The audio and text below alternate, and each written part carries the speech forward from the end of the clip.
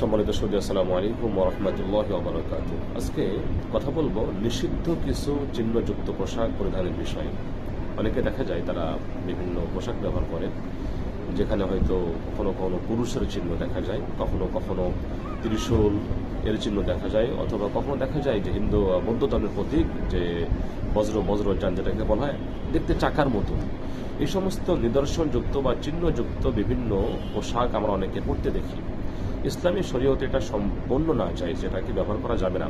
অনেকে এমন আছেন যারা বিভিন্ন সময় চেইন ব্যবহার করেন বা ব্রেসলেট ব্যবহার করেন, সেখানে দেখা যায় যে চেইনের সঙ্গে ব্রেসলেটের সঙ্গে পুরুষের মতো বা ত্রিশূল জাতীয় একটা অংশ সেখানে থাকে। তো এটাও ইসলামী শরীয়তে সম্পূর্ণ না চাই, এটা ব্যবহার করা যাবে না।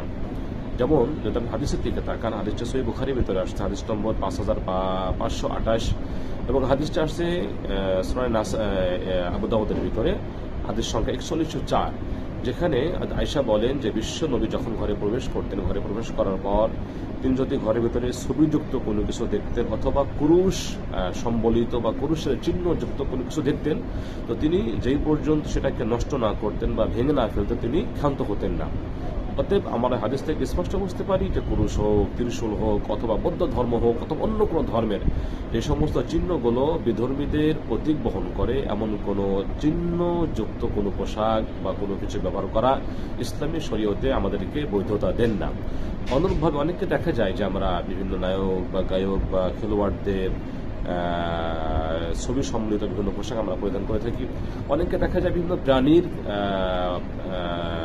ছবিযুক্ত পোশাক অনেকে পরে থাকেন। তো এটাও ইসলামের শরীয়তে সম্পূর্ণ নাজায়েজ, এটা করা যাবে না বা এটা ব্যবহার করা যাবে না, এটা সম্পূর্ণ হারাম এবং নিষিদ্ধ। অতএব আল্লাহ তাআলা আমাদের সবাইকে ইসলামী শরীয়তকে বুঝে সে অনুযায়ী আমল করার তৌফিক দান করুন। আসসালামু আলাইকুম ওয়া রাহমাতুল্লাহি ওয়া বারাকাতুহু।